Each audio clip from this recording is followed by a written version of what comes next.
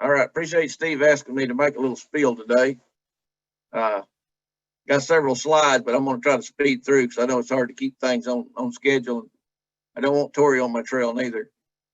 I've been perfectly happy here to just been listening today. I really think you learn more by listening than talking. But anyway, I hope I can say a few things that'll encourage you there to get out and track down a few Chinquapins in your neck of the woods. My name's Chris Wyatt. I'm a county forester in Boone, Newton, and Carroll County here in kind of northwest Arkansas, I guess you'd call it. But this is a plot we worked on, and this picture here is not from the plot. We just planned to plot April 21st. So anyway, a few years we'll have some nuts showing like it does right here, hopefully. But we're going to go through here, and we'll hopefully have time for some questions there at the end.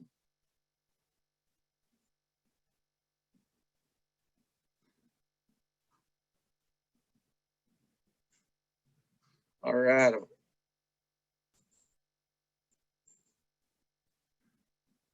Okay, there we go.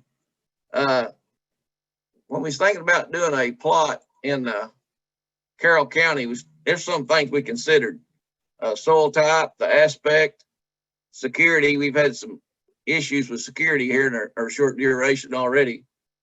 Access. We need to know the depth of the rocks. Up here in a lot of places, it's not very deep to get down to rock, solid rock. So anyway, that's some of the things we was looking at when we decided where we're going to put a plot. We had quite a big area there to put it on, so we need to put it on the best possible. Here's a picture of close to where we done the plot. It's scenic here, but this is more a place to catch muskrat or coons or mink or something. Maybe grow a sycamore or a willow tree along the creek. So this would not be a good place, good to look at, but not good to grow Chinquapins.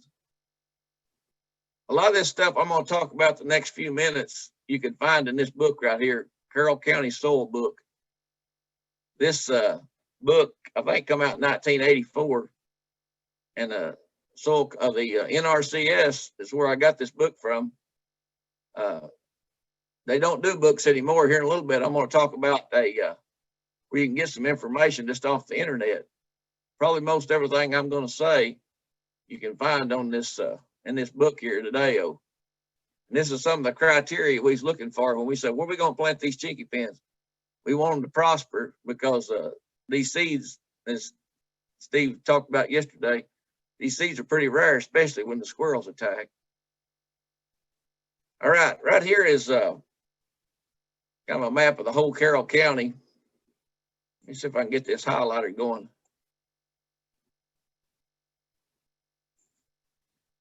You see this,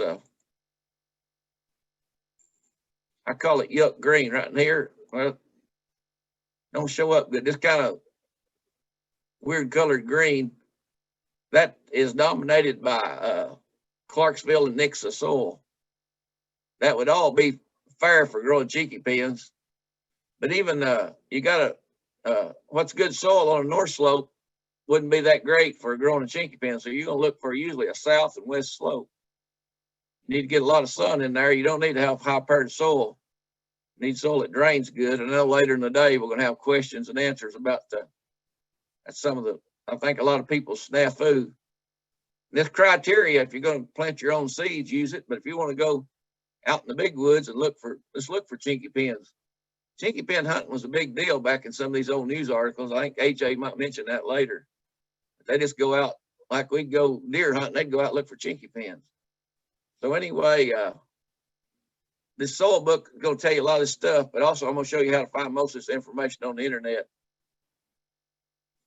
All right, right here's some of the best soil types in Carroll County to find Chinquapins. This Clarksville, Nixa, and Ozark. You can see how many acres of each soil type they are in the county. So they ain't just one or two spots. And I'm not saying I used to look for ginseng. I could find out the good spots, but sometimes the ginseng's in some of the not so good spots. So I would look all over, but I would concentrate my little walking on these good areas to start with. 55,000 acres, 55,320 acres in Carroll County. And this soil types is all over up in this neck of the woods. No doubt probably in the southern Missouri be some of the same. One thing you got to look for, this soil type 10. In Newton County, soil type 10 is not Clarksville. And I don't know about Madison County, but different counties, the same soil type has got different numbers. So, but anyway, Nixon's not too bad. You see this Clarksville 20 to 50% slope, so much pretty steep. When we got the plot going, the restoration plot, it's a lot flatter than that, or flatter than 50% by far. But this Nixa and Noark's pretty good too. But you can see out of those soil types there, 140,000 or so acres of pretty good soil. All right, if you look this over, very charity. I'm gonna show you a picture here in a little bit. What does Clarksville soil look like? It looks like rocks and gravel. That's what it looks like, with no dirt mixed in. And like I say, very charity silt loam. The chert is a lot more in there than the loam part. Some of this I kind of highlighted, kind of hard to see. Natural fertility is low. That would cover most things. Permeability is moderately rapid. Available water capacity is low. The soil is droughty. We got probably in that area last week, and within a week, we got probably eight plus inches of rain. You could walk around up there. You wouldn't have to worry about getting mud on your shoes.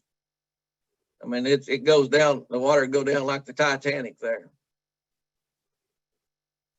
Right here is under these soils book, they got an area of Woodland Management. Here's Clarksville soil. And this, you didn't see the top, but this is seedling mortality, severe.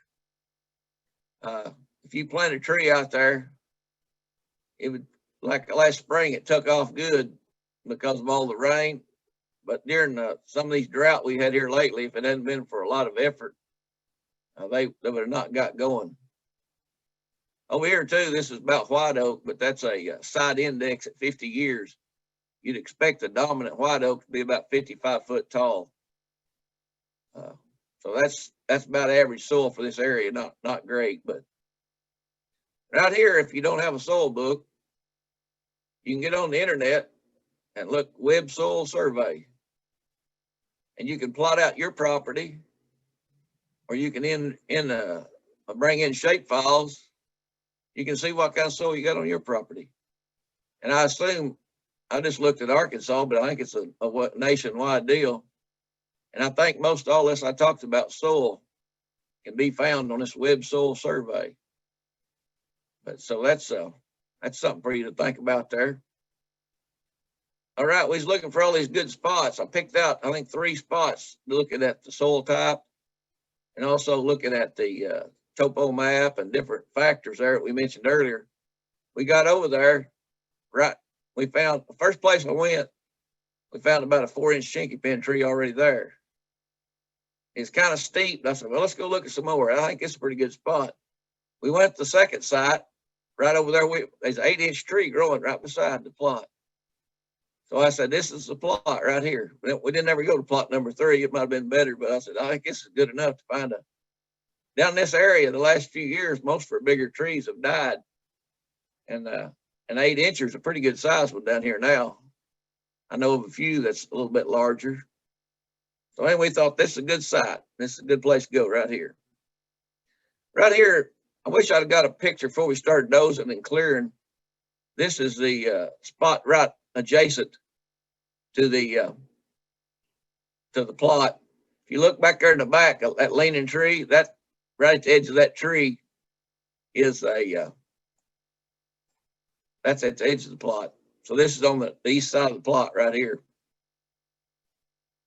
Right here's the satellite view. Map this off. This whole area is 0.37 acres, about a third of an acre.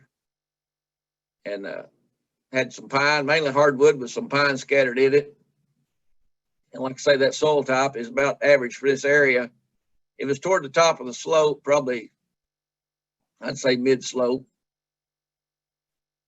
Now here's a topo map. You can see the topo lines. This land here was sloping to the southwest. gravel on top of gravel. I'll show you some pictures here in a minute. All right, here's the guys, Carroll County forestry guys clearing the land. All right here, if you've been wondering what Clarksville soil looks like, right here's what it looks like, rocks and gravel. Very little dirt mixed in. All right, here's the boys making a road into the plot. We kind of got an advantage. Steve, I know a lot of his plots, I've been to some of them, you got to hoof it a long ways. It ain't no driving, it's walking. So we got a road in there because it makes it handy to, especially watering. And like I say, watering wasn't a big deal early this summer, but later on it got to be a big deal. All right, here's the plot. He's still working on it there. But we left a few small trees in there. I'll show you a little later. But we don't have real big, large dozers, but we got a good operator. I'm going to call him an older guy. He's older than me. I kind of consider myself a middle-aged guy, maybe a middle-aged guy to run a dozer quite a bit. But anyway, here's I think it's Dwayne, I'm sure, working on the plot. We have three rangers there in the county. All of them run the dozer. So here's more work. Here's that leaning tree. You know, I told you about the leaning tree earlier here to the right-hand side of the screen.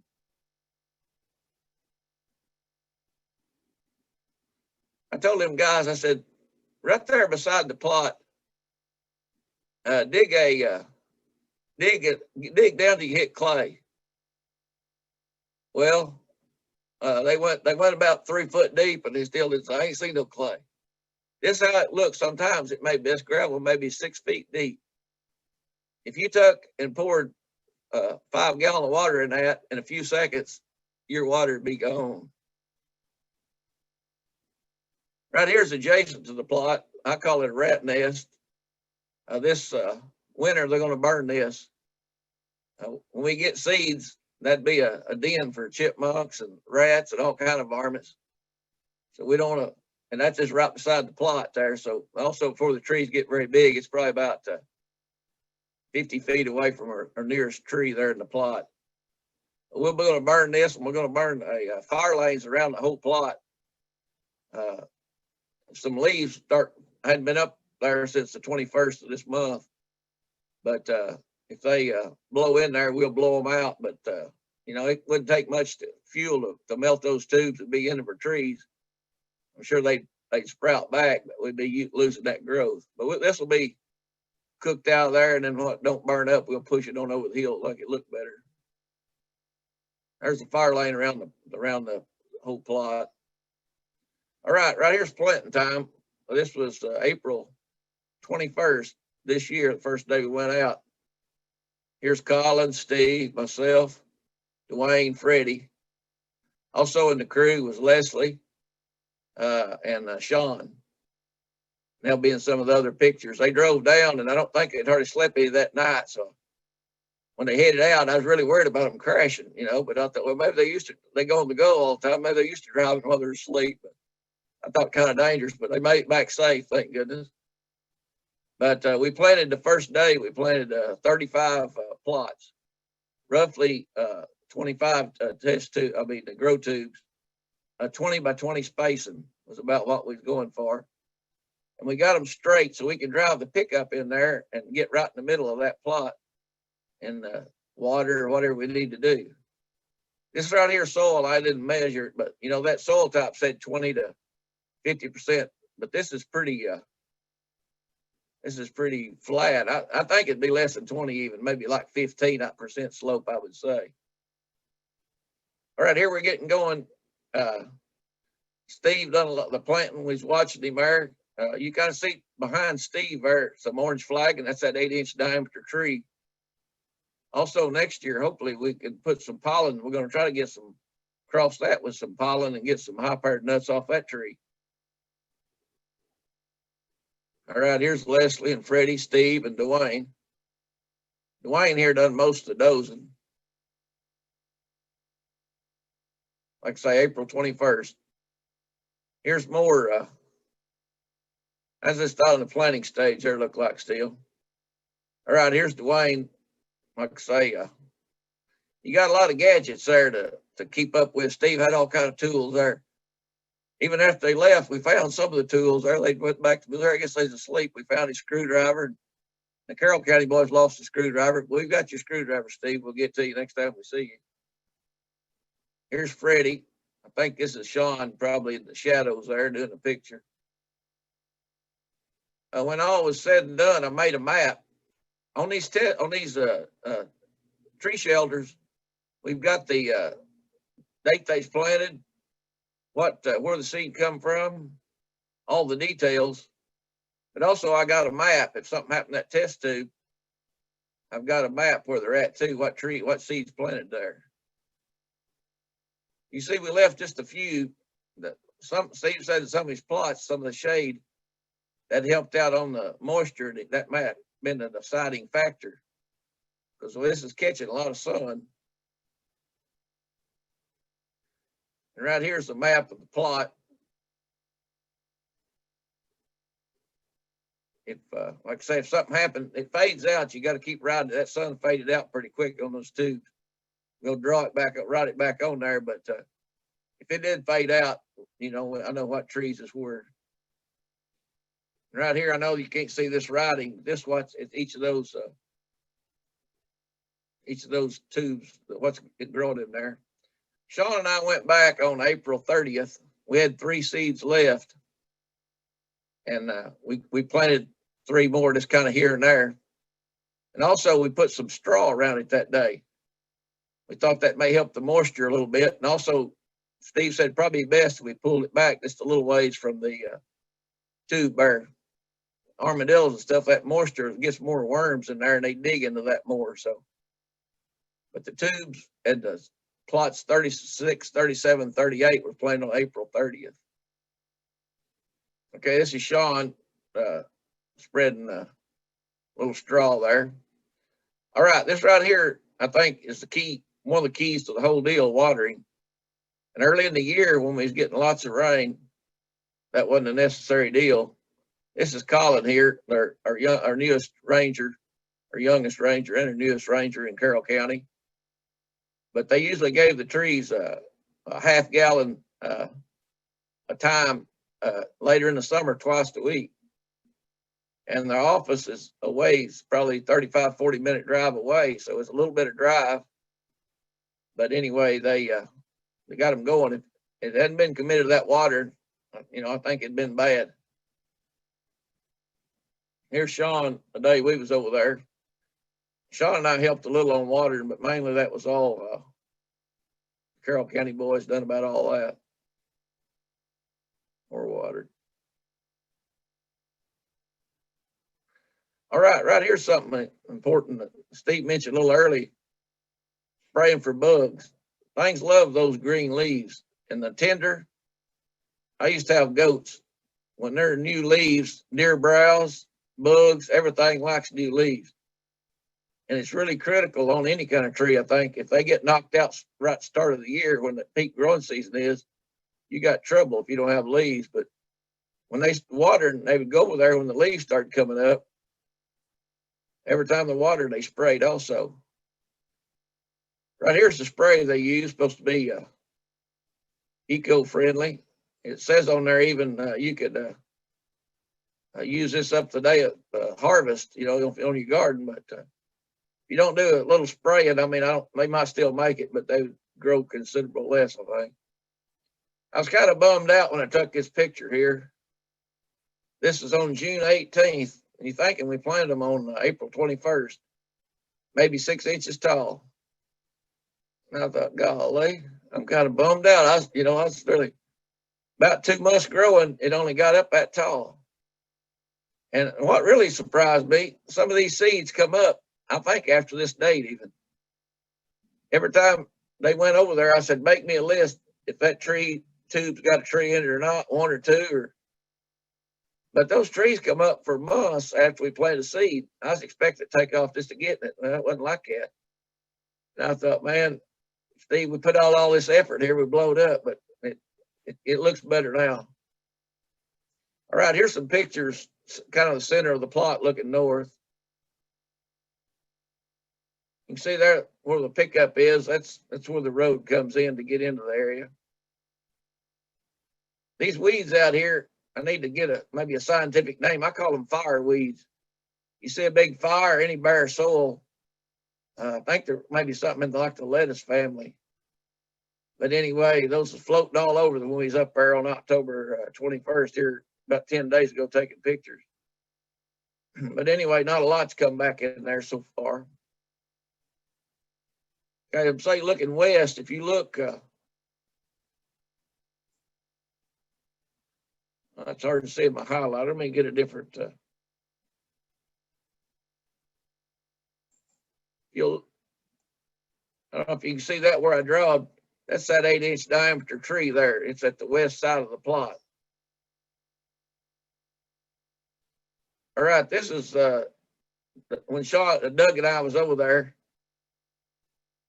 and we made an estimate of every height of every tree, and there was some that had 2. So we was kind of grinning like a possum beaver there. Well, always tell Doug he's a handy guy, but you know, kind of homely looking. But anyway, he's a good worker. I'll have to say that for sure. All right, this is kind of some of the shakedown of what's going. The trees in 31 or 38 of the tubes. They range in height from 3 inches to 36 inches. There were 2 trees in 8 of the tubes, and we got rid of the puniest looking one. The median height, if you range them from highest to lowest, is about 12 inches. 7 of the trees were 24 inches or taller. We had one, we kind of had to work it over. It had went up and then it started growing down. It's had a big old crook in it. So we put a stick beside it. We kind of taped it up straight. I think it'll straighten out, but maybe one of those Indian marker trees when we get done. I don't know, but it's still growing. Right here's something that's kind of hard to see from that photo, wild hog damage. So I thought, well, that ain't good. But I think squirrels are #1 enemy. Also, I don't think I mentioned it earlier. This is plot number 16. Steve said there's over 1,000 trees in all the plots added together. So I think in a few years, we're going to have, we can't find enough places planting nuts. We're going to have more, but right now nuts are kind of scarce, but they're coming on pretty quick. All right, there's my contact information. He can help you out. Joe and Mark Contreras and all of our leaders there in the forestry are really supportive, and we get to do a lot of things on state time. So I think we had a fire in the county and we want to go do something with Chinquapins. We probably have to forget the Chinquapins for a little while there. But anyway, we can help you out. Even if you're not in one of my counties, we can probably go a little ways and help you out if there's not something bigger fish to fry at the time. All right, I'm gonna get Tori. You got any questions? Anybody got any questions? No one has posted any questions at this time. Okay, that's good. I tried to get done 30 minutes or less. Look like I'm about 24 minutes. I'm gonna end my show and turn it back. If you got a question later, you can contact me personally or